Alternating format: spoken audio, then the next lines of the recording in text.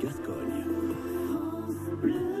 À la une, sur France Bleu Gascogne, un polar qui se déroule à Mont-de-Marsan. Son auteur est avec nous. Bonjour Serge Tachon. Bonjour Thomas Rivin. Alors vous avez écrit 4 romans en l'espace de 4 ans à peine. Le dernier en date publié par les éditions Cairn s'intitule Musique de chambre close. Alors je crois que c'est une première, un polar dans la cité montoise.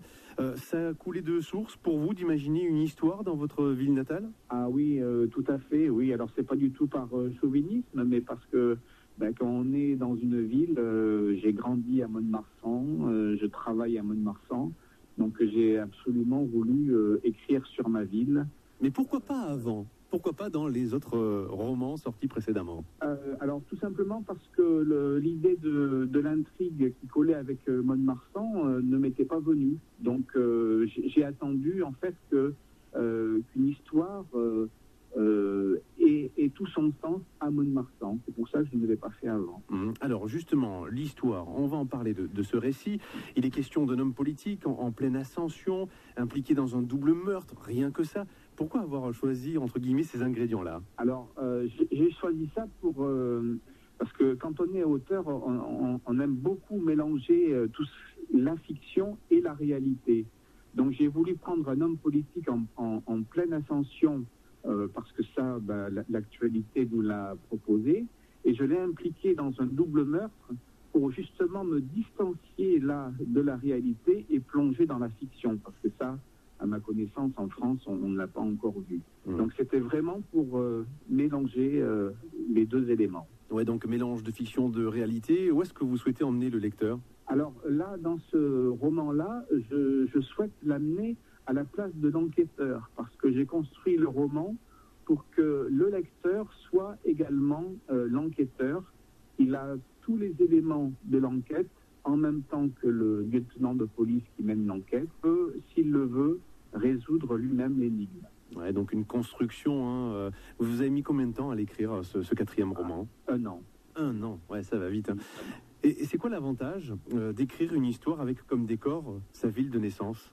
Parce que j'en ai profité pour, disons, parsemer le livre de choses qui n'existent plus à Mont-de-Marsan. Je parle par exemple du marché couvert de la place Saint-Roch, que moi j'ai connu quand j'étais enfant et adolescent, qui a été démoli. Voilà, j'en profite pour que les Montois de naissance comme moi puissent retrouver des lieux qui n'existent plus. Voilà, c'est nostalgie quand tu nous tiens.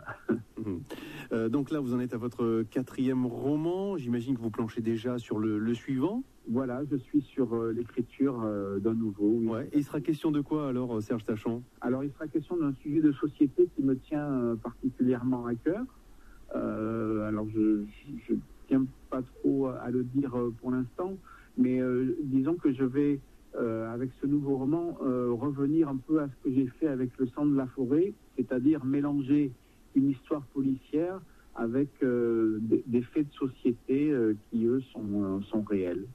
Et donc ce 5e roman sortira quand? Alors aucune idée, parce que là j'ai pris un peu de retard sur l'écriture, parce que Musique de chambre close est sorti au mois de mai.